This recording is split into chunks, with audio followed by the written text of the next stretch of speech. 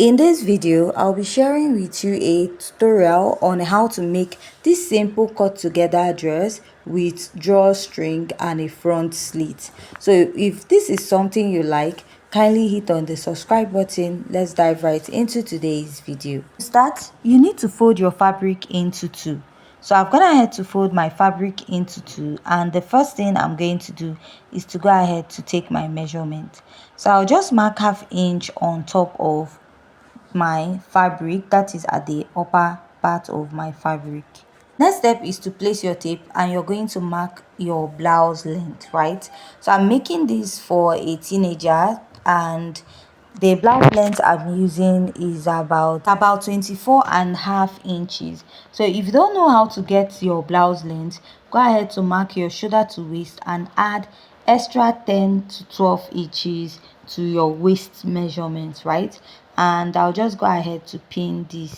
The next step is to go ahead to mark your shoulder measurement divided by 2. Now after measuring that, you want to mark your sleeve extension. So for this sleeve, I'll be adding extra 10 inches to it. Since I marked 8 inches for the sleeve and 2 inches extra for folding, making it 10 inches. From that point, I'll come down by 1 inch, and I'm going to slope it all the way, going towards the neckline of my pattern. After connecting to the neckline of this dress, the next step I will take is to go ahead to mark out the neckline. So this one I'm marking out is the back neckline. So I'm using 3 by 1 inch, but when I was marking, I marked the neckline of the front for this back, but we are still going to go ahead to recorrect it. Next is to measure the sleeve opening for this dress. So because I'm making this dress for a teenager, the opening, I'll go ahead to use 8 inches. So we'll now mark 1 inch for stitching allowance, right? So the measurement you're going to use here is your hip circumference divided by 4, and then add extra 5 inches to it, right? So that 5 inches you're adding to it, 1 inch out of it is your stitching allowance, right? That is your hip circumference divided by 4 plus extra 4 inches, then 1 inch for stitching allowance, making it 5, right? So you're going to take that measurement and you mark it all the way to the lower part of your pattern. So I'll go ahead to do that here. Now this is what I have, and I will go ahead to connect. So this is when I reconnected the neckline. I used 3 inches by 1.5, and I will connect.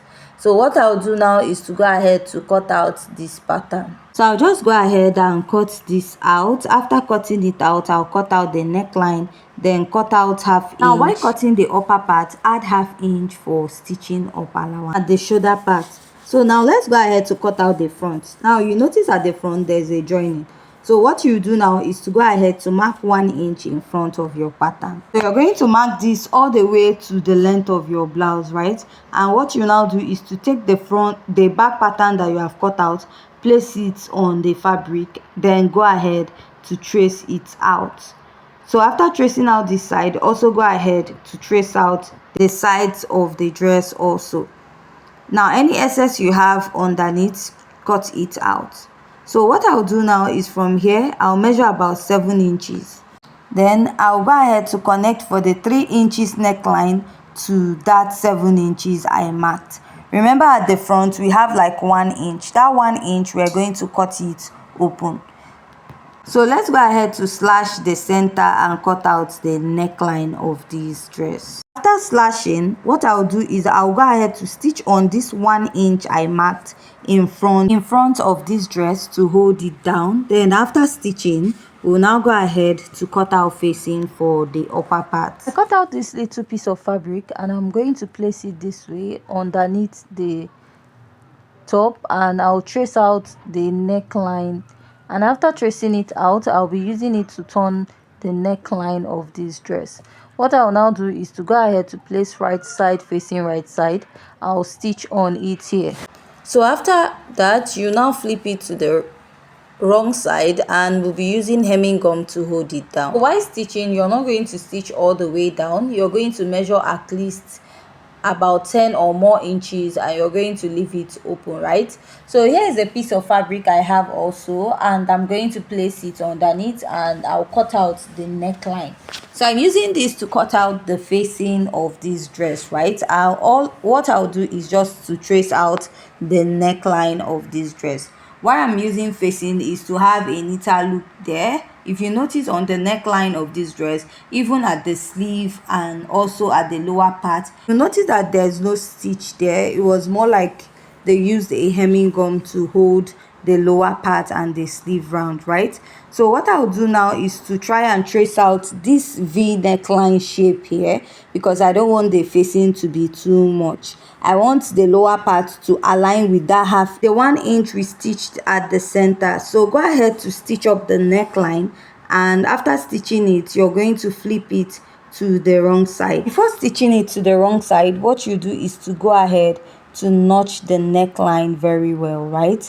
To make sure it's going to sit perfectly well at the neckline. I'll just go ahead and flip this to this side, and I'll be using my hemming gum to hold it down.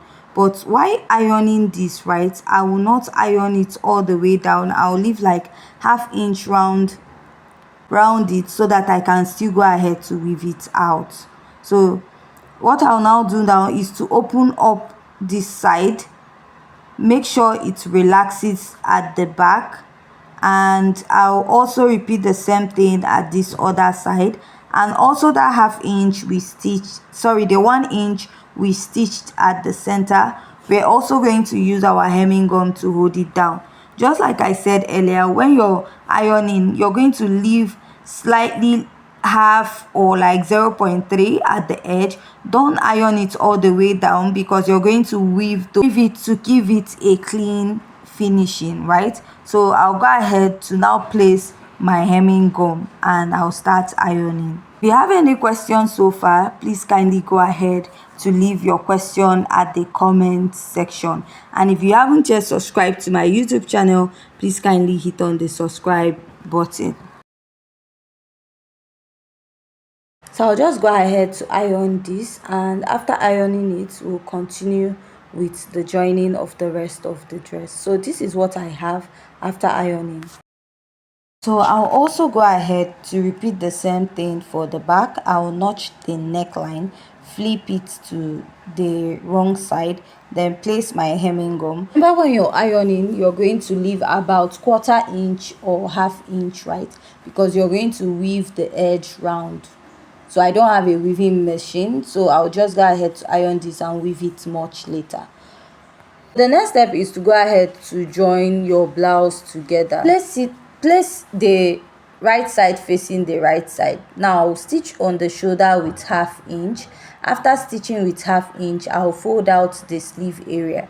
Now here you're going to fold and you're going to stitch. If you don't want to stitch, you can go ahead to use your hemming gum to hold it also, because that is what is actually on the dress. But I decided to like hem mine. Go ahead to stitch the side with 1 inch. So after stitching, I made this little strap. What I'll now do is to iron open the side seam.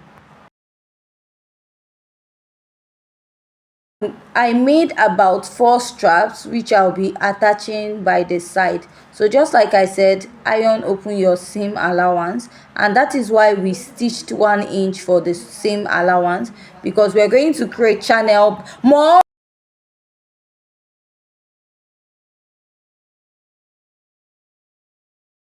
We are going to create channels by the sides, which we are going to add our strap to, right? So depending on where you want it to start, since it's a teenager's dress, I'm using about 7.5 inches, and I'm going to place that up, then stitch it at the top, and then stitch at the side. When you're stitching it by the side, you want to make sure you're not stitching directly on the rope. The part you should stitch on it is at the upper part, but by the side, push it in and then top stitch your fabric by the side. Then repeat it at the other side of your blouse. So after I was done stitching, this is what I have. So you can go ahead to drag this at both sides. So if you find this tutorial very interesting and educative, please kindly go ahead to hit on the subscribe button, give this video a thumbs up, and also leave your comment at the comment section.